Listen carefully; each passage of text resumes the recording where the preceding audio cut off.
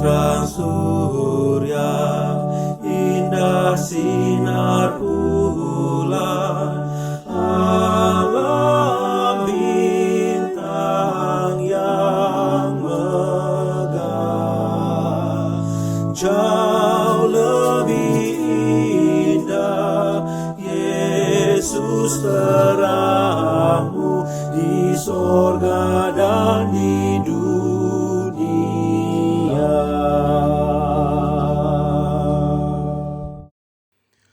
Pertolongan kita adalah di dalam nama Bapa, Putra, dan Roh Kudus. Kasih karunia Allah Bapa dan damai sejahtera Tuhan Yesus Kristus menyertai saudara sekalian. Amin. Jemaat Tuhan, nas pembimbing kita hari ini diambil dari Markus 6 ayat 41. Dan setelah ia mengambil 5 roti dan 2 ikan itu, ia menengadah ke langit dan mengucap berkat. Lalu memecah-mecahkan roti itu dan memberikannya kepada murid-muridnya supaya dibagi-bagikan kepada orang-orang itu. Begitu juga kedua ikan itu dibagi-bagikannya kepada semua mereka. Demikian nas pembimbing kita hari ini.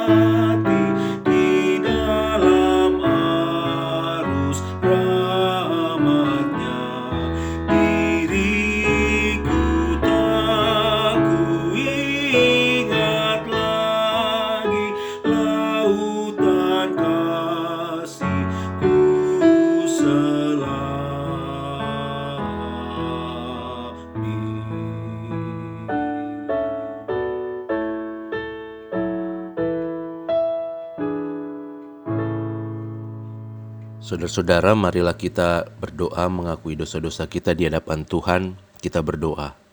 Ya Allah, kami datang kepadamu dengan penuh kerendahan hati. Kami mau mengakui segala dosa-dosa dan pelanggaran yang kami lakukan. Seringkali dalam kehidupan ini, kami sering meragukan Tuhan. Kami lupa bahwa Tuhan Engkau Allah yang Maha Kuasa, Allah yang mampu mengubahkan keadaan, Allah yang sanggup menolong dan memulihkan keadaan kami. Kami juga mohon ampun apabila kami seringkali tidak memulai dari apa yang ada. Kami berhenti pada diri kami sendiri, padahal hidup kami dapat dipakai Tuhan untuk menjadi alat untuk menyatakan mujizat Tuhan di tengah-tengah kehidupan ini. Ampunilah kami ya Bapa, biarlah firman Tuhan yang boleh kami dengar nanti akan menolong, menerangi, dan bahkan mengubahkan kami. Di dalam Kristus kami memohon. Amin. Untuk setiap kita yang sudah mengakui dosa-dosa kita di hadapan Tuhan, maka dengarkanlah berita anugerah untuk kita semua dari Filipi 4 ayat 19. Allahku akan memenuhi segala keperluanmu menurut kekayaan dan kemuliaannya dalam Kristus Yesus. Demikian berita anugerah untuk kita. Syukur kepada Allah.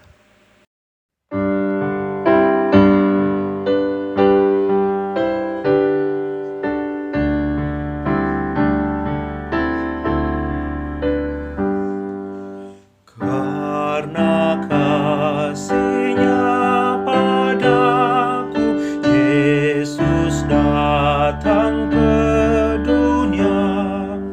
Ia telah memberi hidupnya gantiku yang bercela. Oh, betapa mulia dan ajaib kuasa-Nya, kasih juru selamat dunia menebus manusia. Dengan sabar dan hikmat-Nya, Yesus pimpin hidupku. Firman dan kebenaran-Nya, itulah peganganku. Oh, betapa mulia dan ajaib kuasa-Nya, kasih juru selamat dunia menebus manusia.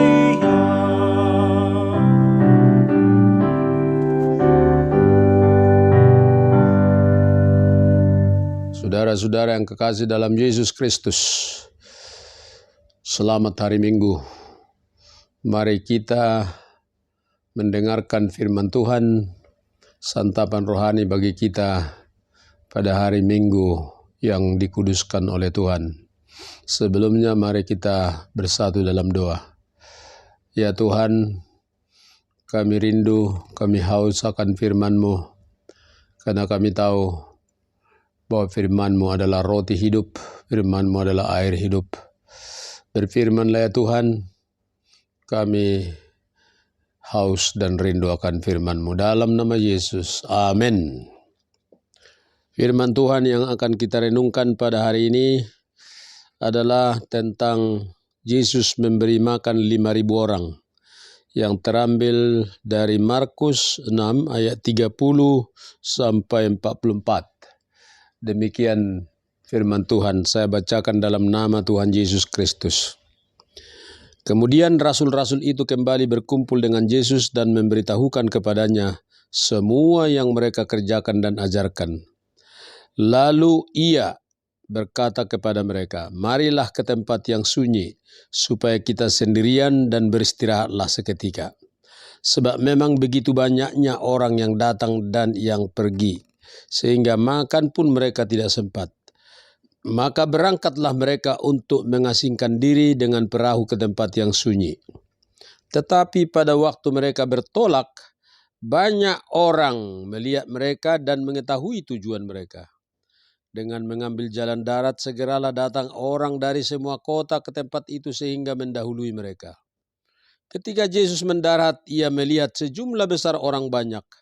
Maka tergeraklah hatinya oleh belas kasihan kepada mereka, karena mereka seperti domba yang tidak mempunyai gembala. Lalu mulailah ia mengajarkan banyak hal kepada mereka. Pada waktu hari sudah mulai malam, datanglah murid-muridnya kepadanya dan berkata, tempat ini sunyi dan hari sudah mulai malam. Suruhlah mereka pergi supaya mereka dapat membeli makanan di desa-desa dan di kampung-kampung di sekitar ini. Tetapi jawabnya, kamu harus memberi mereka makan. Kata mereka kepadanya, jadi haruskah kami membeli roti seharga 200 dinar untuk memberi mereka makan?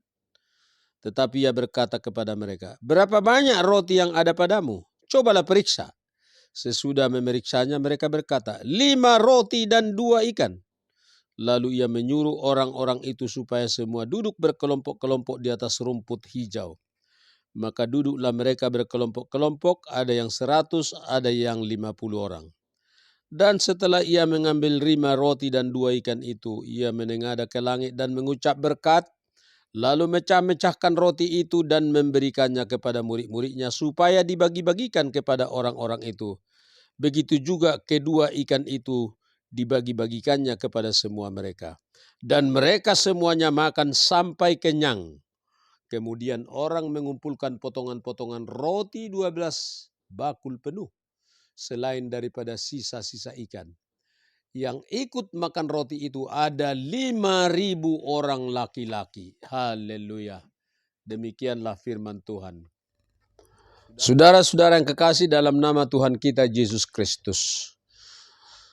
Firman Tuhan yang baru saya bacakan ini sangat familiar di telinga kita orang Kristen. Ini adalah cerita yang sering kita dengar waktu kita sekolah minggu. Adalah cerita yang paling sering kita nyanyikan. Ada lagu sekolah minggu tentang ini. 2 ikan dan 5 roti, yang makan 5.000 orang. Tuhan Yesus yang memberkati, sisa 12 keranjang. Saudara-saudara yang kekasih dalam Yesus Kristus, krisis adalah bahagian dari kehidupan manusia. Sepanjang sejarah umat Israel, mereka sering mengalami krisis. Ada krisis pangan di padang gurun, ada krisis air, ada krisis keamanan, ada ancaman perang, dan lain-lain sebagainya. Dalam firman Tuhan yang kita dengarkan ini, orang Israel atau orang-orang yang mengikut Yesus pada waktu itu sedang mengalami krisis, yaitu krisis makanan, krisis pangan. Ceritanya begini.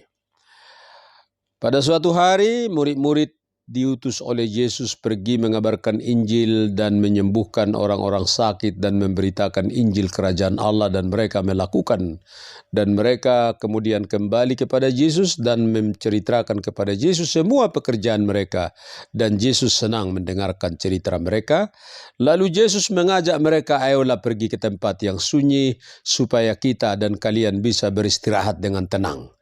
Memang hidup ini harus kerja keras, tapi jangan lupa harus ada juga saat-saat kita merenungkan dan beristirahat, mengambil waktu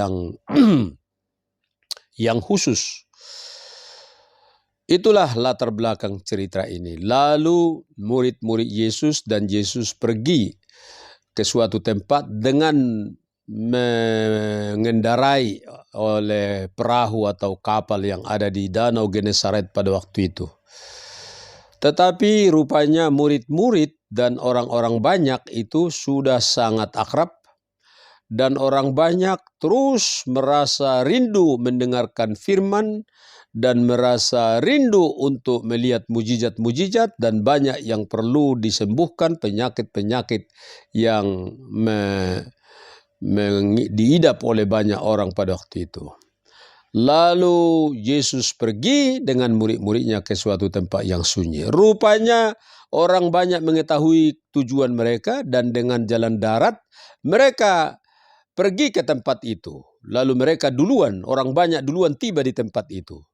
Sesudah Yesus dan murid-muridnya mendarat, kapalnya mendarat, mereka melihat orang banyak sudah berkumpul. Lalu Yesus merasa bagaimana? Kalau itu kita, mungkin kita bilang, aduh ini mengganggu kenyamanan semua orang banyak ini. Orang mau istirahat, mau retreat, mau santai, udah capek bekerja, udah capek mengajar, tapi tetap datang ini orang banyak mengganggu. Itu manusiawi, tapi Yesus tidak berpikir begitu. Dikatakan di dalam firman Tuhan tadi, melihat orang banyak yang begitu haus dan rindu mendengarkan khotbah Yesus dan mujizat-mujizatnya, maka tergeraklah hatinya oleh belas kasihan. Itu yang ada pada Yesus. Tergeraklah hatinya oleh belas kasihan karena Yesus adalah memang wujud belas kasihan Allah. Yesus adalah manifestasi kasih Allah. Karena begitu besar kasih Allah akan dunia ini, sehingga ia mengaruniakan anaknya yang tunggal, yaitu Yesus, untuk menyelamatkan dunia ini. Maka tergeraklah hatinya oleh belas kasihan, karena Yesus melihat mereka seperti domba tak bergembala. Luar biasa, seperti domba tak bergembala. Mereka mengeluh, tapi tidak ada yang mendengar. Mereka sakit, tidak ada yang peduli. Mereka lapar, tidak ada yang membagi makanan. Mereka ada pergumulan, tidak ada yang mencari jalan keluar. Itulah situasi orang banyak, seperti domba tak bergembala.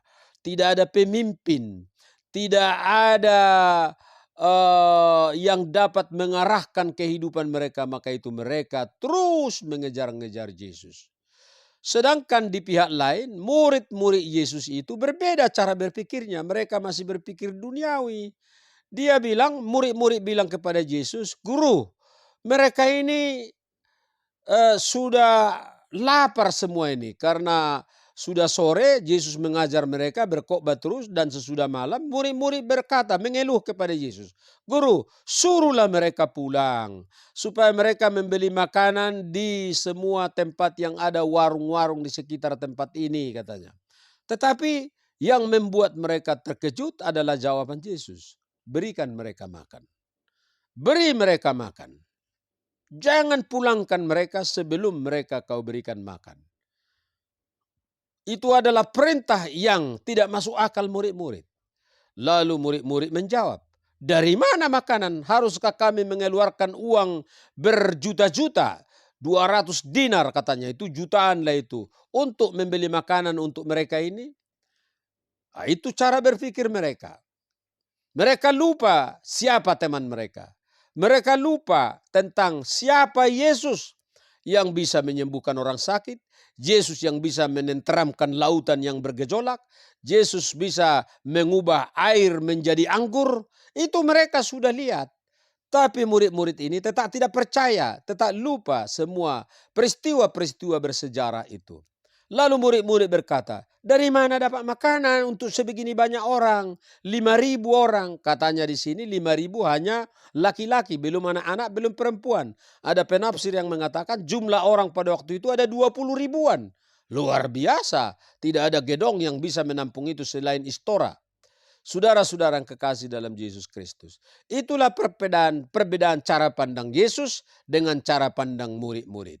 Yesus mengandalkan kuasa surgawi. Yesus mengandalkan kuasa Bapa surgawi, pencipta langit dan bumi, Jehovah Jireh, Jehovah yang menyediakan. Tapi murid-murid mengandalkan otaknya. Dari mana kami dapat uang ratusan dolar, ratusan dinar di hutan, di padang belantara seperti ini? Lalu Yesus bertanya, "Yang penting, saudara-saudara murid-muridku, berapa, apa yang ada kalian punya? Berapa yang kalian punya? Apakah ada roti, ada ikan?" Lalu murid-murid memeriksa satu sama lain. Ditemukanlah ada seorang anak membawa 5 roti dan 2 ikan. 2 ikan dan 5 roti. Lalu dilapor kepada Yesus, "Guru, ini dia, hanya 2 ikan dan 5 roti." Lalu Yesus menerima apa yang ada pada murid-murid itu. Itu penting, saudara-saudara. Yesus menghendaki supaya murid-murid itu dan orang-orang yang ada di sekitarnya itu menjadi alatnya, menjadi instrumennya untuk mengatasi krisis. Yesus mengatasi krisis dengan banyak cara. Kadang-kadang dia mengatasi krisis ketika bangsa Israel kelaparan di padang belantara. Dia Allah Tuhan Allah mendatangkan mana yang tidak pernah dikenal oleh nenek moyang mereka dalam sejarah perjalanan mereka. Kadang-kadang Yesus bisa mengubah anggur menjadi Air menjadi anggur ketika pesta perjamuan di kota Kana mengalami krisis karena begitu banyak tamu dan kurang persediaan anggur. Lalu Yesus mengubah air menjadi anggur. Dalam konteks cerita kita tentang Yesus memberi makan 5.000 orang itu, Yesus bertanya, "Mari, apa yang kau punya, serahkan kepadaku." Lalu diserahkan dan Yesus mengangkat roti dan ikan dan berdoa meminta berkat kepada Bapa di sorga. "Tuhan, berkatilah, Bapa berkatilah ikan dan roti ini."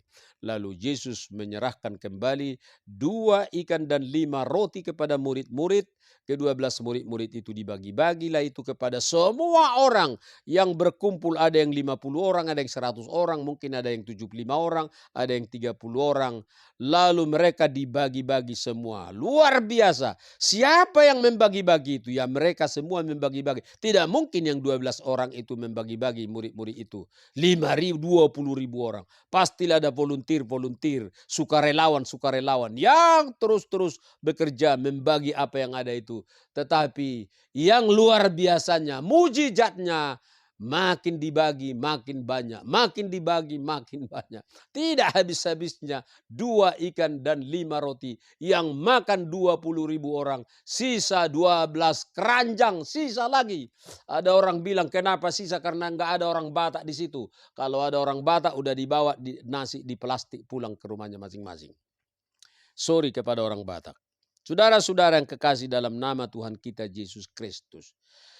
Tuhan Yesus mengatasi krisis dengan menggunakan orang-orang yang ada di sekitarnya, yang rela berbagi miliknya.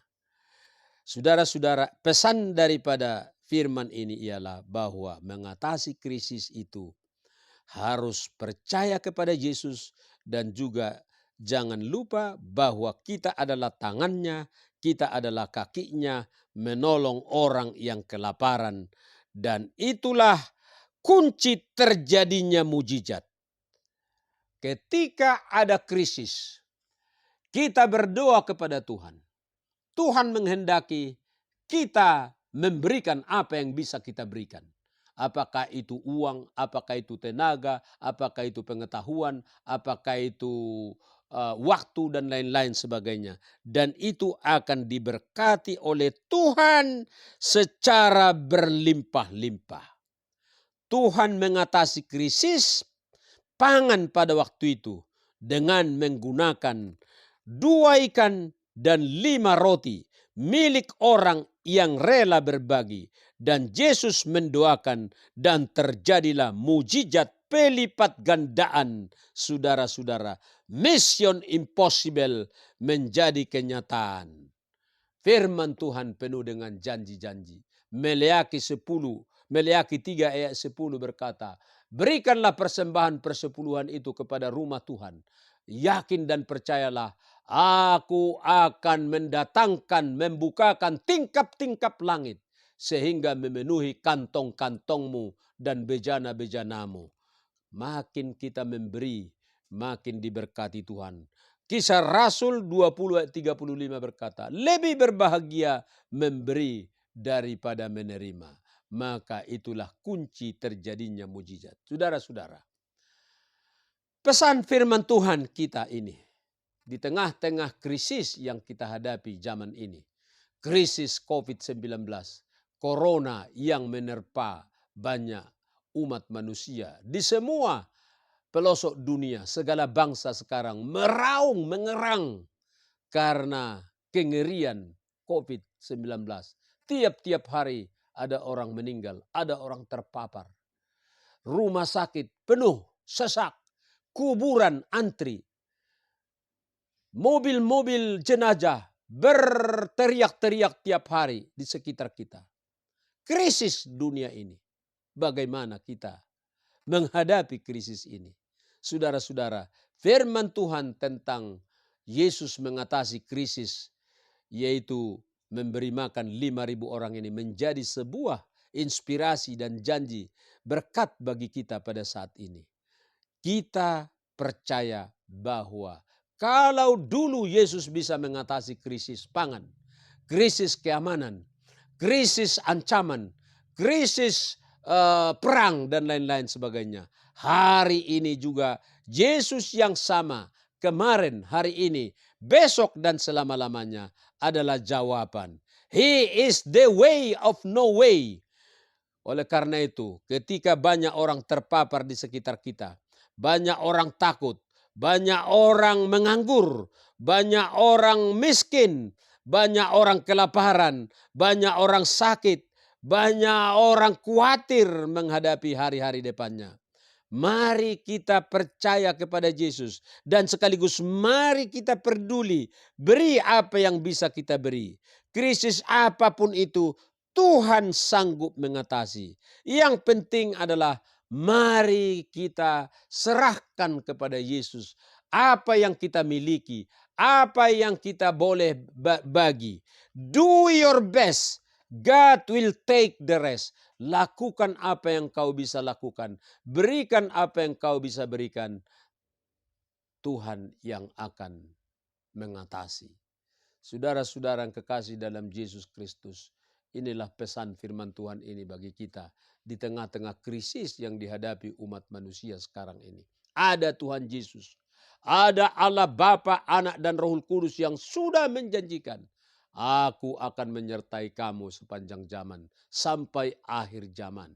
Di tengah-tengah gelombang dunia ini, kita tetap mempunyai Tuhan, asalkan kita tetap percaya dan juga kita terbuka, membuka kantong kita, membuka roti kita, membuka ikan yang kita miliki, dan kita share, kita berbagi, kita peduli. Lalu Allah menjadi Allah yang mengatasi segala sesuatu. Kiranya firman ini menjadi kekuatan bagi kita di tengah-tengah krisis yang melanda dunia saat ini.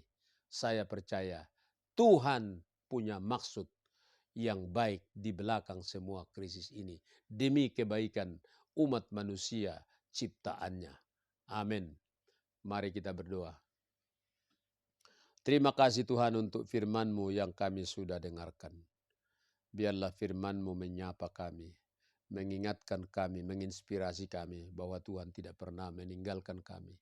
Krisis apapun yang dihadapi umat manusia saat ini di era COVID-19 yang menelantarkan, menerpa, dan mengancam kehidupan umat manusia yang saat ini jutaan orang terpapar. Kami percaya Tuhan tetap memelihara kehidupan kami. Dalam nama Yesus. Amin.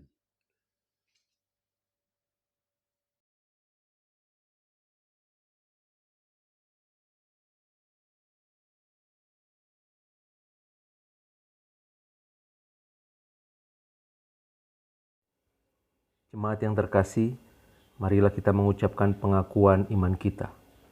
Aku percaya kepada Allah, Bapa yang Maha Kuasa, Khalik langit dan bumi, dan kepada Yesus Kristus, Anaknya yang tunggal Tuhan kita, yang dikandung daripada Roh Kudus, lahir dari anak darah Maria, yang menderita di bawah pemerintahan Pontius Pilatus, disalibkan, mati dan dikuburkan, turun ke dalam kerajaan maut. Pada hari yang ketiga bangkit pula dari antara orang mati, naik ke surga, duduk di sebelah kanan Allah, Bapa yang Maha Kuasa, dan akan datang dari sana untuk menghakimi orang yang hidup dan yang mati. Aku percaya kepada Roh Kudus, gereja yang kudus dan am, persekutuan orang kudus, pengampunan dosa, bangkitan daging, dan hidup yang kekal. Amin. Saudara-saudara, marilah kita berdoa menaikkan pokok syafaat kita. Kita berdoa. Ya Allah, kami sungguh bersyukur untuk firman Tuhan yang boleh menerangi kami semua. Biarlah firman Tuhan boleh bertumbuh di dalam kehidupan kami, secara khusus di dalam kehidupan yang berjalan. Kami senantiasa memandang Tuhan, kami senantiasa percaya bahwa Tuhan sanggup menolong dan memulihkan keadaan kami. Biarlah kami juga boleh menjadi alat untuk menyatakan kebesaran dan kuasa Tuhan lewat apa yang kami miliki. Terima kasih Bapa, kami mau berdoa untuk setiap pergumulan yang dihadapi jemaat Tuhan. Secara khusus kami berdoa untuk saudara-saudara kami yang sakit, untuk Bapak Simanjuntak, Bapak Butar-Butar, Ibu Basaria Manurung, Ibu Simanjuntak Boru Hasibuan, Bapak Elias Simanjuntak, Ibu Ferawati Simanjuntak yang terpapar positif COVID. Tuhan, kami bawa ke dalam tangan-Mu, biarlah Tuhan yang menolong saudara-saudara kami ini yang dalam sakit, kelemahan fisik yang mereka alami. Berdoa juga untuk saudara Esther yang dalam pemulihan pasca COVID, biarlah Tuhan yang memberkati dan menolong kami semua. Bahkan juga untuk saudara-saudara yang belum disebutkan namanya, yang saat ini sedang sakit dan terbaring lemah. Ya Allah, kami mohon biarlah kiranya belas kasihan-Mu turun menjamah saudara-saudara kami dan memulihkan keadaan mereka semua. Tuhan, kami berdoa biarlah Tuhan berikan kekuatan dan pengharapan senantiasa di dalam mereka berjuang mengatasi sakit penyakit yang mereka derita.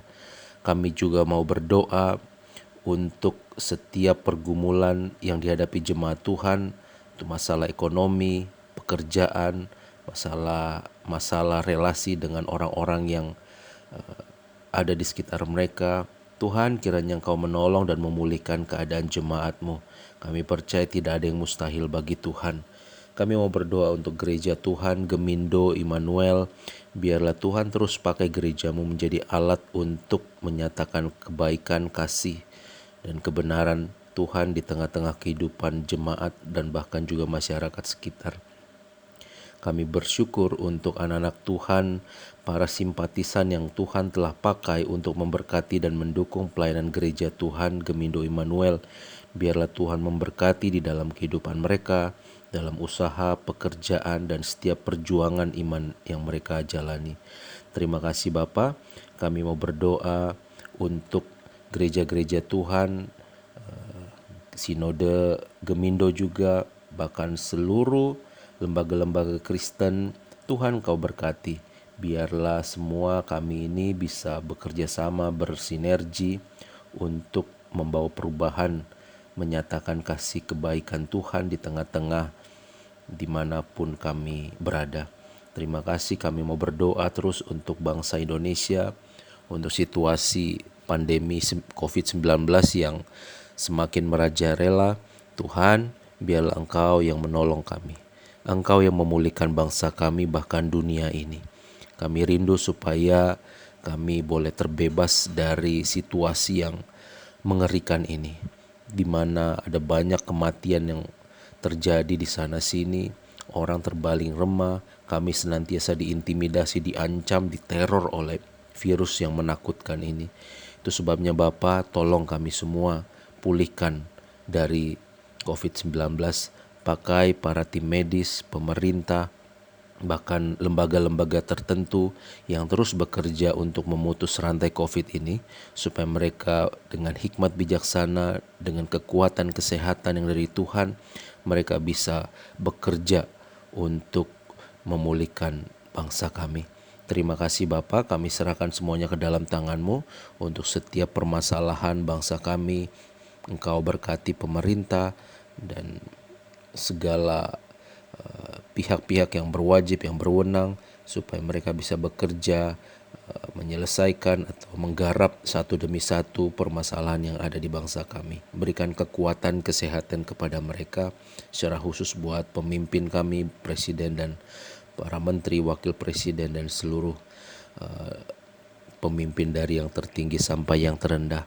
Terima kasih Bapa, kami serahkan semuanya ke dalam tangan-Mu.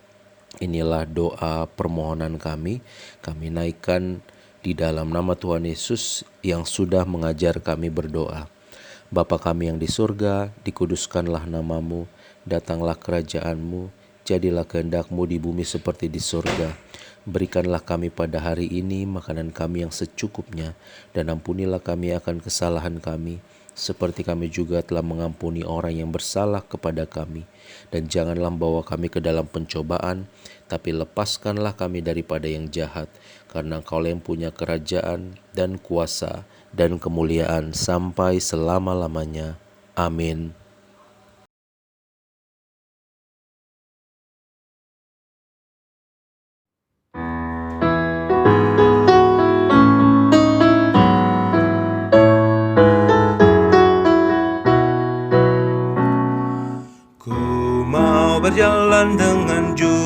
selamatku. Di lembah berbunga dan berair sejuk, ya kemana juga aku mau mengikutnya, sampai aku tiba di negeri baka. Ikut, ikut, ikut Tuhan Yesus, ku tetap mendengar dan mengikutnya. Ikut, ikut, ikut Tuhan Yesus, ya kemana juga ku mengikutnya.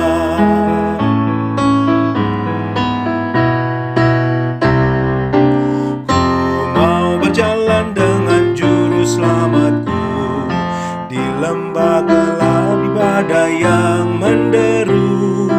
Aku takkan takuti bahaya apapun, bila ku dibimbing tangan Tuhanku. Ikut, ikut, ikut Tuhan Yesus, ku tetap mendengar dan mengikutnya. Ikut, ikut, ikut Tuhan Yesus, ya kemana juga ku mengikutnya.